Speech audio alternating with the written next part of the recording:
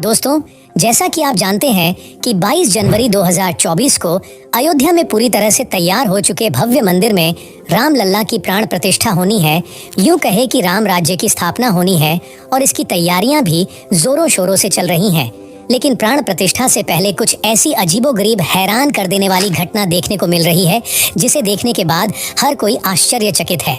और इन चमत्कारिक घटनाओं को प्रभु श्री राम के नाम से जोड़कर देखा जा रहा है।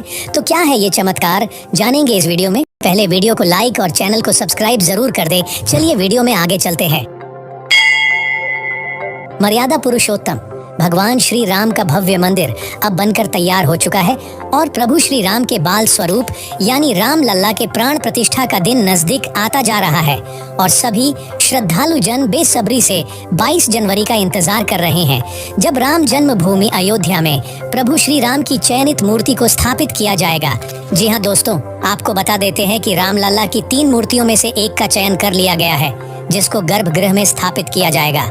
इसी के साथ करोड़ों भक्तजन इस दिन को दिवाली समारोह की तरह मानते हुए अपने घरों में दीप प्रज्वलित करने को तैयार है। राम लल्ला की प्राण प्रतिष्ठा समारोह, जिसे राम राज्य की स्थापना कहा जा रहा है, 22 जनवरी 2024 को होने वाला है। देश के कोने कोने से उत्साह की लहर सुनाई पड़ रही है। ऐसा लग रहा है मानो पूरा भारतवर्ष राम भक्ति में डूबने को तैयार है। केवल देश ही नहीं बल्कि विदेशों के मीडिया हाउस भी प्राण प्रतिष्ठा समारोह को कवर करेंगे। दोस्तों, भगवान राम की मूर्ति स्थापना समारोह में कई सारे साधु संत, गणमान्य नेता, अधिकारी, जनप्रतिनिधि, जाने माने प्रसिद्ध लोग और लाखों करोड़ों भक्त लोग शामिल होंगे। लेकिन क्या हो जब भालुओं का झुंड, गिद्धों का झुंड मंदिर को देखने पहुंचे? जी हाँ दोस्तों, कुछ ऐसा ही चमत्कारी और हैरान कर देने वाला दृश्य देखने को मिला जब बीती रात्रि कुछ भालुओं का झुंड मंदिर प्रांगण के आसपास के क्षेत्र में मंडराते हुए दिखे। इससे पहले भी अयोध्या में एक चकित करने वाली घटना देखने को मिली, जब अयोध्या के अंतर्गत आने वाली तहसील मिल्कीपुर के गांव धरौली के जंगलों में दर्जनों गिद्धों का एक झुंड देखा गया, जिसे देखने के लिए ग्रामीणों में कौतूहल सा मच गया। चूंकि गिद्ध एक ऐसा पक्षी है जो मृत पशुओं के सड़े गले मांस को खाने का काम करता है, इससे बीमारी फैलने का डर लगभग खत्म सा हो जाता है और प्रकृति की सफाई हो जाती है। इसी कारण गिद्ध पक्षी को प्रकृति का सफाई कर्मी भी कहा जाता है। साथ ही गिद्धों को अपशगुन का संकेत भी समझा जाता है। लेकिन सोचने वाली बात यह है, जब इनकी संख्या दिनों दिन घटती जा रही है, ये विलुप्ति के कगार पर है, तो हमारे मन मस्तिष्क में इस प्रश्न का उठना स्वाभाविक सा है कि जब इन गिद्ध पक्षियों की संख्या देश में दिनों दिन कम होती जा रही है, तो ऐसे में दर्जनों की संख्या में अयोध्या के क्षेत्र में यह गिद्ध अचानक कहां से आ गए और केवल अयोध्या में ही क्यों? आइए ताज्जुब करने वाली इस घटना को गहराई से समझते हैं दोस्तों। जैसा कि रामायण में बताया गया है कि कैसे प्रभु श्री राम ने अपनी वानर सेना के दम पर लंकापति रावण से साहसिक युद्ध किया और अंततः लंकाधीश रावण को पराजित किया। और आप यह भी जानते होंगे कि राम जी की सेना में कौन कौन थे।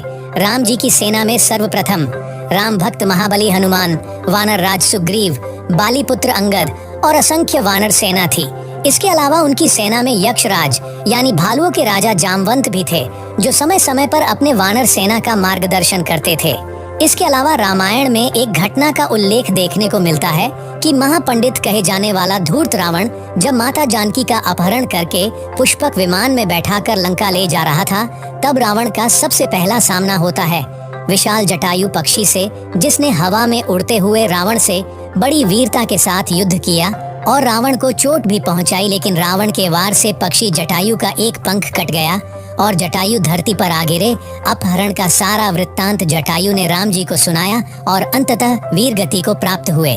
सतयुग के इन्हीं जटायु पक्षी को आज कलयुग में गिद्ध पक्षी के नाम से जाना जाता है।